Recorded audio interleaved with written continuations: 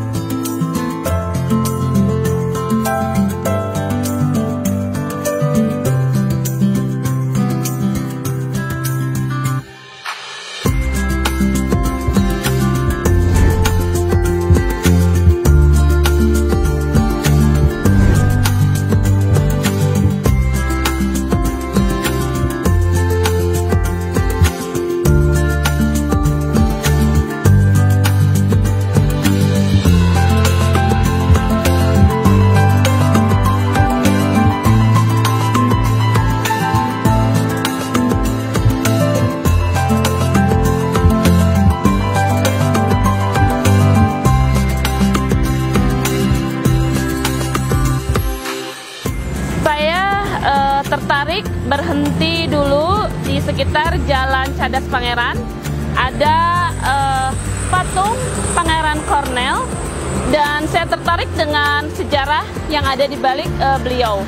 Jadi ini adalah kawasan Cadas Pangeran, di mana nama ini diambil dari cadas, yang berarti bahwa jalan ini dibangun di daerah Cadas, dan Pangeran yaitu beliau Pangeran Cornell, sosok yang ada di balik nama Jalan Cadas Pangeran.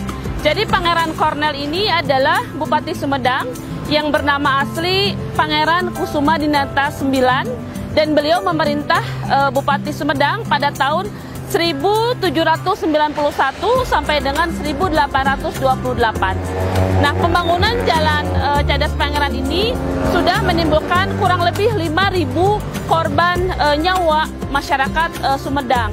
Nah, Pangeran Cornell ini pada saat itu beliau dengan beraninya menolak kebijakan dari Daendels, William Herman Daendels atau Herman William Daendels, yang pada saat itu beliaulah yang kemudian mempunyai proyek untuk membuka Jalan Cadas Pangeran dengan memperkerjakan dengan kerja rodi 5.000 orang yang telah tewas akibat pengerjaan jalan tersebut. Kita bisa lihat di patungnya nanti, ini adalah pertemuan Daendels dengan Pangeran Cornell, di mana mereka berjabat tangan, tapi yang diserahkan tangannya itu bukan tangan kanan oleh Bupati Sumedang ini, tapi dengan tangan kirinya. Nah, ini menunjukkan bahwa sebetulnya Pangeran Cornell menolak proyek ini yang telah melibatkan ribuan korban nyawa rakyat Sumedang. Jadi inilah tokoh di balik pembangunan Jalan Cadas Pangeran.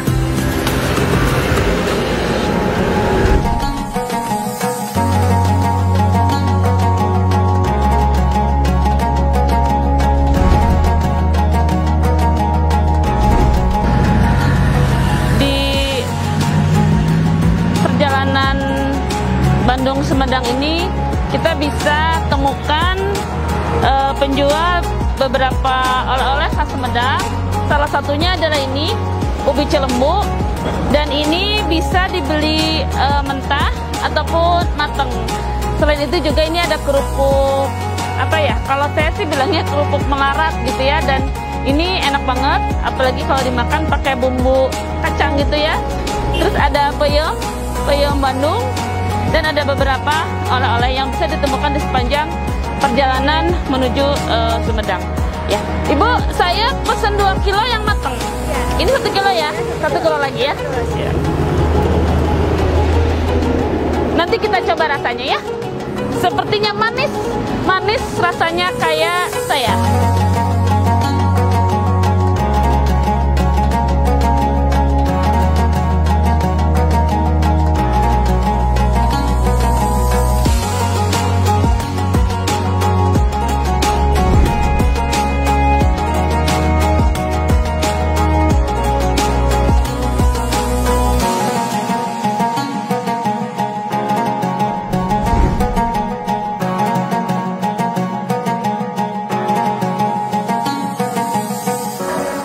Saya ini berada di salah satu ruangan di Museum Prabu Gesan Ulun, dan ini adalah ruangan yang menyimpan mahkota Binokasi. Mahkota ini adalah simbol kekuasaan dari Raja Kerajaan Pajajaran pada saat kalah dari Kerajaan Banten, kemudian menyerahkan mahkota kepada Prabu Gesan Ulun. Pada saat itu, Raja Kerajaan Pajajaran memerintahkan 4 orang senopatinya untuk menyerahkan mahkota ini kepada Prabu Gesan Ulun. Mengapa kepada Prabu Gesan Ulun? Karena beliaulah yang dianggap memiliki darah yang paling dekat dengan Prabu Siliwangi. Prabu Gesan Ulun bernama asli Pangeran Angkawijaya. Semenjak beliau menerima mahkota ini, maka ini menambah kedaulatan Prabu Gesan Ulun memiliki kekuatan menjadi pemimpin bagi wilayah-wilayah sekitarnya di Kerajaan Tatar Sumedang.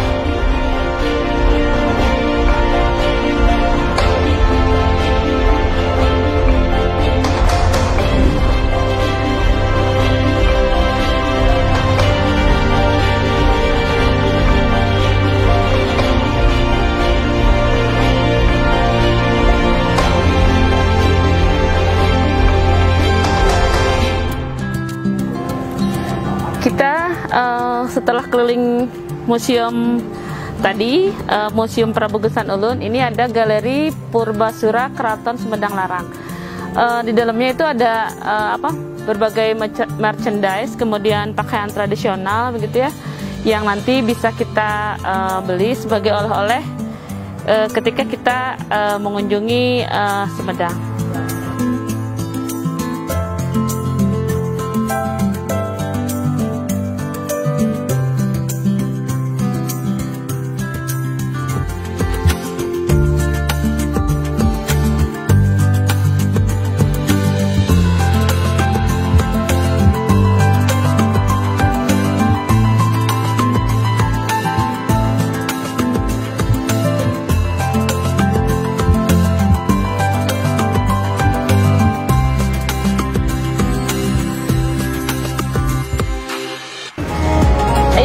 Berada di alun-alun kota Sumedang. Di sini di belakang saya ini alun-alunnya, tapi sayang saat ini memang kita sedang tidak boleh masuk ya.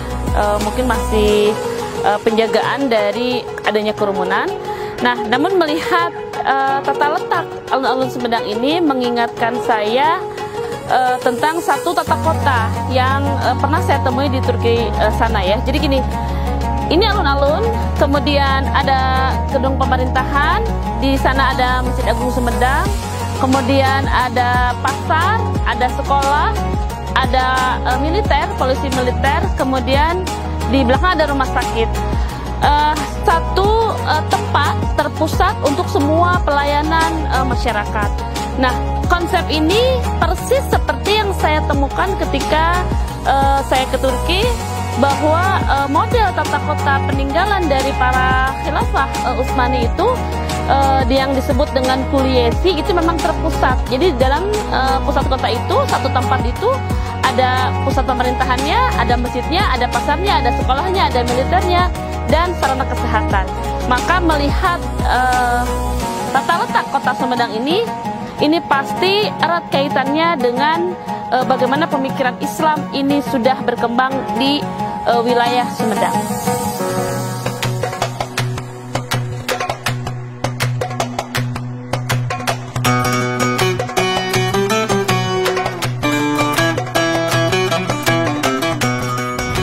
Kita berada di Masjid Agung Sumedang.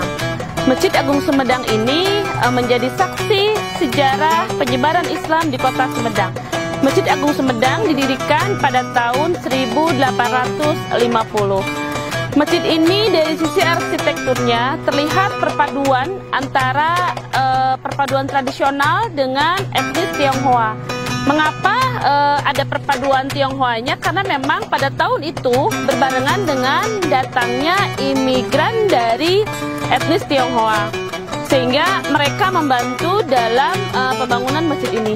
Mengapa mereka membantu dalam pembangunan masjid ini? Dari sejarah yang saya ketahui bahwa pada saat itu ketika orang Tionghoa itu biasa untuk menjajal para pendekar wilayah setempat, maka termasuk gitu ya para pendekar wilayah Sumedang yang kalau misalkan kalah, maka mereka bersedia berbuat apa saja terhadap diri mereka. Nah, akhirnya ternyata orang-orang Tionghoa ini kalah begitu. Dan sebagai kompensasinya mereka diminta untuk ikut serta dalam pembangunan Masjid Agung Sumedang. Jadi karena itulah pembangunan masjid ini ada perpaduan arsitek antara tradisional dengan Tionghoanya. Bisa dilihat nanti di dalam dari tiang-tiang yang tertancap di sana, terpasang di sana ada sekitar 160 tiang dengan nuansa etnis Tionghoanya yang kental juga berada di Masjid Agung Sumedang.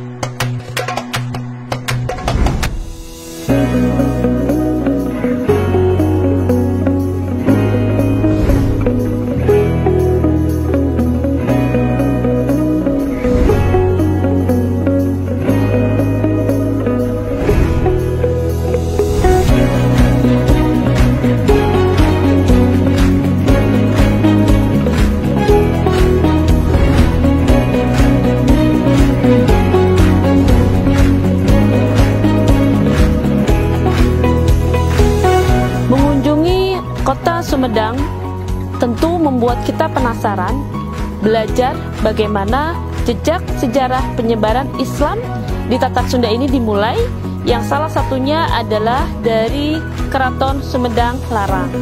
Jadi ketika kerajaan Pajajaran ini mengalami kekalahan setelah ditaklukkan oleh kerajaan Banten Lama, maka kerajaan Sunda Pajajaran kemudian menyerahkan mahkota sebagai simbol kekuasaan kepada kerajaan Sunda lainnya, dan diutuslah 4 senopati untuk menyerahkan mahkota tadi kepada Prabu Gesan Ulun. Prabu Gesan Ulun dipilih sebagai penerima tahta mahkota yang menjadi simbol kekuasaan kerajaan Sunda karena memang Prabu Gesan Ulun memiliki ikatan darah yang paling dekat dengan Prabu Siliwangi. Dengan mahkota Binokasih itulah Prabu Gesan Ulun memiliki kekuatan sebagai pengganti pusat kekuasaan kerajaan Sunda dari Pajajaran kepada Keraton Sumedang Larang. Nah, dengan mahkota itu maka 12 wilayah vasal yang berada di kawasan Tatar Sunda otomatis begitu ya berada di bawah kekuasaan Prabu Gesan Ulun, dan dimulailah Islamisasi di 12 fasal daerah di Tatar Sunda tadi oleh Prabu Gesan Ulun, diterima tanpa dengan peperangan, tanpa dengan kekerasan. Mereka otomatis menerima Islamisasi dari Prabu Gesan Ulun. Maka dimulailah penyebaran Islam di Tatar Sunda oleh Prabu Gesan Ulun. Dengan demikian Sumedang Larang menjadi titik awal tersebarnya pemahaman Islam di wilayah di Tatar Sunda. Alhamdulillah, setelah tadi kita menelusuri jejak sejarah penyebaran Islam di Kota Sumedang, sudah mengunjungi beberapa tempat bersejarah sambil kita belajar tentang sejarah Islamnya. Kemudian makan juga sudah diakhiri dengan wisata alam yang ada di kawasan Sumedang. Kali ini kita berada di Puncak Damar, Cisema, Jati Gede, Sumedang. Dan Masya Allah, pemandangannya luar biasa indah, bisa menyejukkan hati setelah tadi seharian kita beraktivitas. Di belakang saya ini memang terlihat bagaimana kawasan yang kemudian dirubah menjadi waduk, dan ini menjadi kawasan wisata baru mungkin bagi daerah Sumedang.